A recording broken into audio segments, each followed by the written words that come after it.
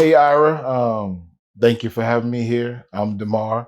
I'm the owner of DEMARCIANO Clothing.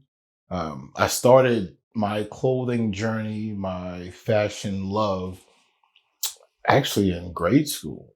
I used to draw and doodle, and I used to do the little fabric paint drawing and stuff. And then when I joined the military, my passion and dreams went away. You know what I'm saying? I was on go, go, go work mode. I ain't have time for dreams. But about 5 years ago, 2018, is I got deployed to Japan, and I was there for a whole year. Couldn't bring my family. No one spoke English. I'm an extrovert, so that shit was depressing. I couldn't speak to people. Going out in public, so I was kind of like isolated. I used to call home every day and be like, talk to my wife maybe multiple times a day. Till one day she was like, hey, you gotta stop calling me. I can't really help you out. You're bored, you're depressed. I was going through it, And my wife was like, you gotta figure out what you love. What would you do for free that brings you back to the happy place? You know what I'm saying? I said, I miss designing. So she told me, she was like, why don't you start designing? But back then I only knew how to freehand. I didn't know how to digital draw or make mock-ups and stuff like that. So my wife was like, you're in the perfect place. You're in Asia, figure it out. And with some work and some YouTube, and then I met screen printers in Japan that kind of taught me their technique. And DEMARCIANO came about.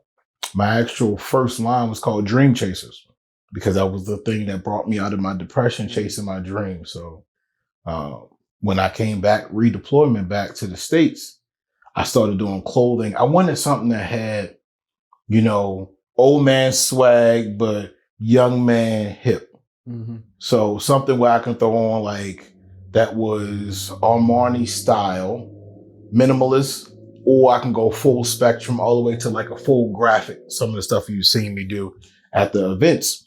And something that I can throw on like a lapel blazer with, or some European high top shoes with, and go out. So we start off with that. And then as I got here, I started having ideas of, words of affirmation, culture empowerment, family, faith-based, just something different. I started looking at people as walking advertisements, a billboard. And I used to be like, well, what do I want my billboard to say? That's why I came out with, Black King, I am who I am. Your approval isn't needed. Or something like Self-Love Club, or, faith-based drip. Just certain things that would cause people to be like, oh, I like that. Let's talk about it. Why do you feel that way? So I started making clothing would cause conversation, cause people to question it. Some people got offended because I had the one you seen that says, Black culture is American culture, or Black history is American history. Some people ain't like that, but it caused them to question. Let's talk about it. Why don't you like it? Why can't my shirt say something that represents me? So that's what I wanted to do. That's the whole basis behind my brand, was to develop something, some content, wearable content that people could see and either gravitate to, ask questions about, believe in it, wear it, like, oh, that's my mood, something like that. Like I even got one that says, thou shalt not try me, and I put like a little fake scripture, mood 24/7, just certain things like that. But that's where I wanted to, that's why I started my brand, because of a depression stage and thinking about positive words of affirmation and dialogue and positive thinking brought me out of that depression. And I was like, you know what, let me do something to where I can do it for other people. So in a sense, that stay in Japan, that 1 year in Kyoko Misaki, is what birthed me. It rebirthed me into DEMARCIANO, from Sergeant to DEMARCIANO. What are two of your most controversial shirts that gets a lot of attention? I make designs all the time. Well, the Black history is American history. That's one. Actually, I'm gonna give you three. I got one that says, I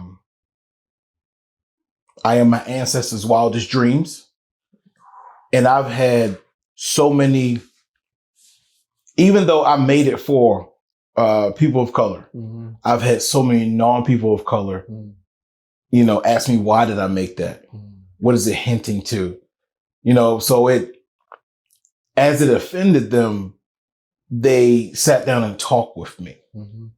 And we we had some dialogue. Well, I did a I Can't Breathe shirt, right? And the I Can't Breathe started with you being able to see the phrase, and I did it about 5 times, a print. And every time you saw the phrase, it got faint and faint and faint. And on the 5th one, it was damn near too hard to see. And people, like, I had mixed feelings on that. I had like a hate and I had a love. And people were just on the fence. What I did it for, because people was like, oh, you jumping on just to capitalize. And I said, no, I actually, because the customer asked me, could I make it? And I told them no. I actually reached out to the Floyd family. Yeah. His sister. And I asked her, I even got the screenshots and everything to prove it. I said, hey, if I make this shirt, which is still on my website, DEMARCIANO.com, I had to throw the plug in there. I asked her, I was like, hey, if I make this shirt, can I donate the proceeds to your family? And once she gave me the okay, I published that shirt. It was a white shirt. It had the black writing on it, and it faded until you couldn't see the words no more. And that was one of my biggest controversial shirts known today. So that's wild. It was powerful. It was powerful. Yeah, that's creative genius. Yeah. That's creative genius. Capitalizing. That's the least of our words. Yeah, that's the least of our words. That's the least of our. That's what you focus on. Yeah, I'm telling you, that's what the negative connotation and stigma I received from those that didn't understand why his words, that movement, that time frame meant something to us. Yeah, absolutely. You had people that just wanted to market off of it. I got it. Sure. You're going to have that in every environment, every situation. Then you're going to have those that are actually engraved in it. They're ingrained in it. They're trying to bring awareness, bring support. And that's what my movement was. It's there. If there's something of importance, if there's something that need to be brought up, that's where my head spins. If it's something on my mind, I got to bring it out to fruition. I bring it out to fruition in my craft, which is my t-shirts. You know what I'm saying? So I do a lot of stuff. Like I did, I met John Lewis before he passed, which was, me and my daughter met him at the airport. And I made get in trouble, good trouble. That's like, while I was in the military, that's kind of, I was always that troublemaker. I used to always question things and why are we doing this? This doesn't make sense. Let me look out for the people. This is not, So I started that. That was my movement. If I'm going to do something, if I'm an F, I'm an F up in a serious sense of it's going to be with some importance, not just because I wanted to defy things. So make it good. Yeah. If I make it good, trouble. If I make trouble, make it good. So I want to touch on the market. Are you going to this market, this next market? Yes, I am. Awesome. So I saw when I was at the market, you had what looked like a heat press. And you were printing out shirts. Is that something you do at every market? Yes. Wow. That's something so being a entrepreneur, you got to figure out, you got to solve a problem. My problem was, what if I print 50 smalls and everyone else is a medium? What if I print, 10 larges and everyone else is a 3X? And then my other problem was, we're in Washington. We have our minority community. We have our non-minority community. We have our Samoan community and our Polynesian and our cultural. Some of them are 6 and 7X. So what I bring to the table when I come to an event is print on demand, not press on demand, a press on demand. I call it like my build a tee. You had the design available. You pick the design. I press it on the spot. Now, it does take a little time. It is kind of time consuming. That's why I had some that were pre-made. But most of my marketing is, what would you like? What size do you want? I got it right here. Give me 10, 15 minutes. I got you. People like that, you know? So that was my problem solved. You go to an event, most don't have that size. I'll bring the sizes to them. I have them pre-stored and I make it right on spot. It's awesome. So for me, it's worth it, you know? And I think it sets you apart. I've never seen that. It does. It does. I've never seen that. It does. That's something new. Now, I got some friends that don't do that. They will, you know, pre-order, but you got some that will take that pre-order. Oh, I can ship it to you for free, or, you know, I can order it for you. And, you know, but some people they like to buy on the moment. They don't want to go home and have something sent to them in the mail or bring it back to them next week. So, you know, my numbers are quality numbers. I don't ever waste product. You want that? What size? I got it. Boom. That's efficient. That's efficient. Love it. What were some challenges when you first started off this business? I think some of my challenges was finding the right community. Everyone talks about niche. I found my niche. What I believe it is to be my niche. I don't focus on what the market says my niche is. I focus on what I believe in. Because the customer, the audience, they don't care about the shirt. They care about why you made the shirt. Why did I make Black King I Am who I am? Your approval wasn't needed. Because it's in a time where Black men are told that they ain't shit, or they're less than, or their value is based off their wallet, or, you know, how tall they are, or, you know what I'm saying? When I come out with something that says, hey, don't worry about what people believe. You are a king within yourself. If you believe it, is done, regardless.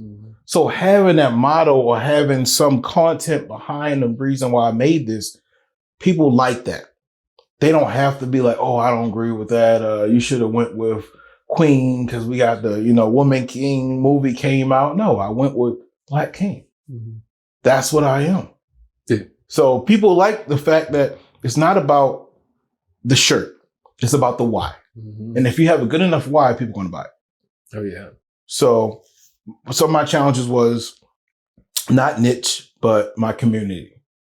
I was going to communities where I had to explain why I put, you know, I don't need to relax and my hair ain't stressed. I had to explain that to people that don't understand minority hair. And after a while, the explanation is me trying to convince them it's a good buy. That's not what I wanted. That's not, I wanted people that can recognize, resonate, and be like, I like that. I want that. It speaks to me. Not, why do you have a poem that says, Dear Black Child? Do you have one that says, Dear White Child? I've had those questions. I've had those.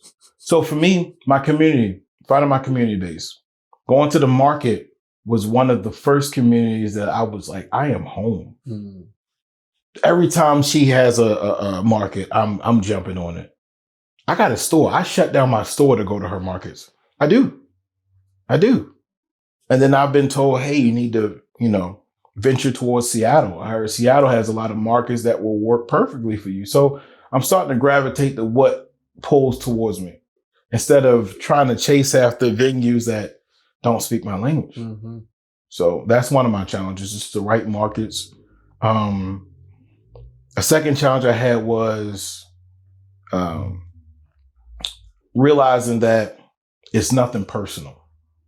I make a shirt, no one likes it. Okay, move on.